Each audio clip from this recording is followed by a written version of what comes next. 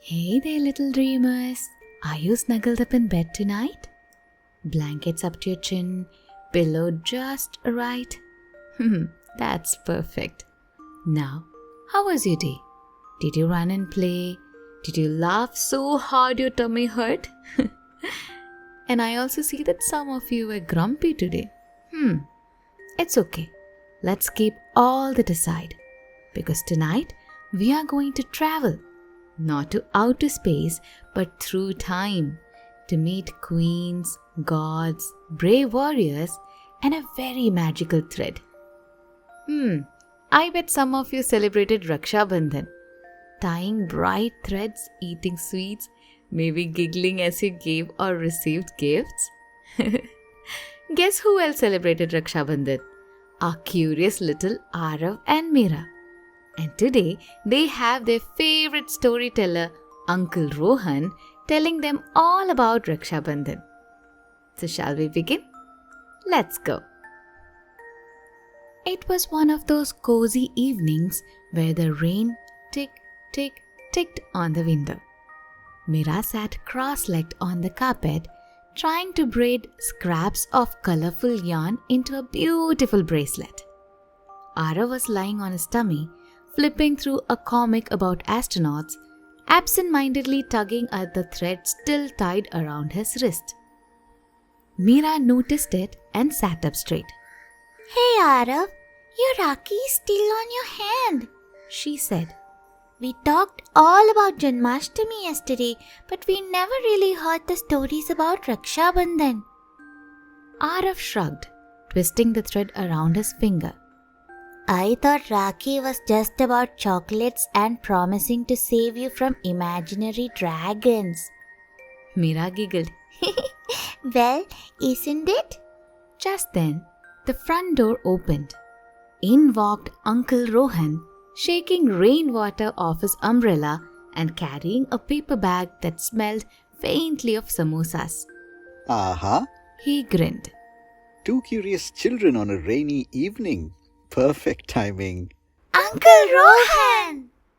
Mira pointed at Aarav's wrist. Uncle, we almost forgot. We never learned the real Rakshabandhan stories.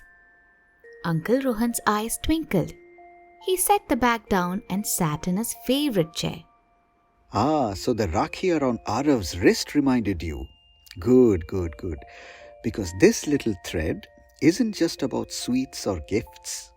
It carries stories from palaces, battlefields, and even among friends who weren't related at all. You want to hear them? Yes.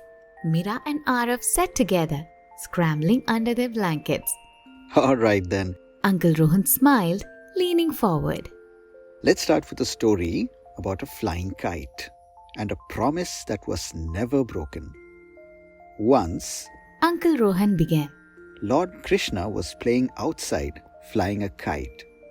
The kite cut his finger and blood began to drip. His friend Draupadi saw it. She didn't stop to think. She tore a piece of cloth from her sari and wrapped it around his finger. Krishna was so touched by her kindness that he said, I promise I will always protect you.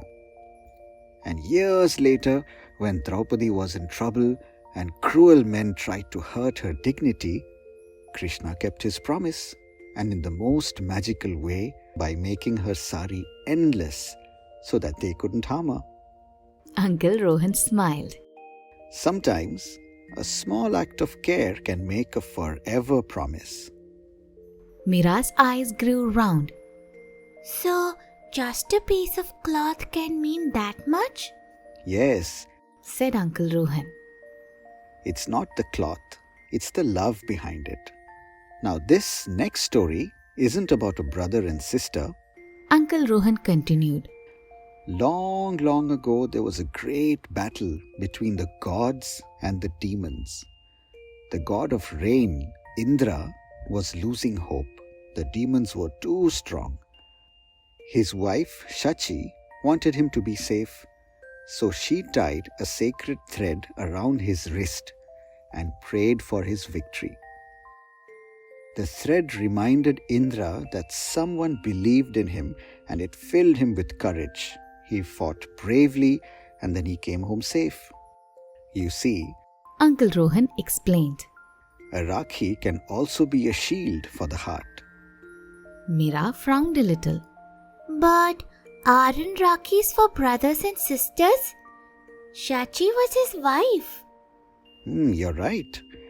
Uncle Rohan nodded. Today we mostly celebrate it between brothers and sisters, but in the old days, it was simply a thread of protection. It could be tied between anyone, friends, family, husband and wife, or even strangers, as a promise to care for and protect each other. Mira's eyes widened. So, it's like the promise is more important than who ties it? Exactly. Said Uncle Rohan. The heart behind it matters the most. Aarav leaned forward. I am wondering, are there more Rakhi stories that aren't just about brothers and sisters? Uncle Rohan smiled. Oh, there are plenty. In fact, some of the most famous ones are between people who weren't related at all, but still shared a bond of trust and protection. He glanced at the two of them. But you both look like your eyelids are getting heavy. Maybe it's time to sleep? Mira sat up straight. No, one more story, please, Uncle Rohan. Uncle Rohan chuckled. All right, just one more. And then straight to dreamland, okay? He settled back in his chair, lowering his voice to that special story tone. This next story is about a goddess and a king. They weren't brother and sister by birth, but the rakhi made them family in their hearts. Mira tilted her head. So, a Rakhi can make you siblings? That's right. Uncle Rohan said. It's like saying, from today, you are my family. He continued. A long time ago, King Bali was a very powerful ruler. Lord Vishnu, the protector of the world, had promised to stay in Bali's palace. But Vishnu's wife, goddess Lakshmi, missed him terribly and wanted him to return home. So she came to Bali's palace, tied a rakhi on his wrist, and called him her brother. Bali was touched by her affection, and he told her she could ask for anything, and she wished for Vishnu to come home. Bali agreed because now in his heart, Lakshmi was his sister. Sometimes a rakhi brings people back to the ones they love. Aarav let out a big yawn. I didn't know Rakhi had so many meanings.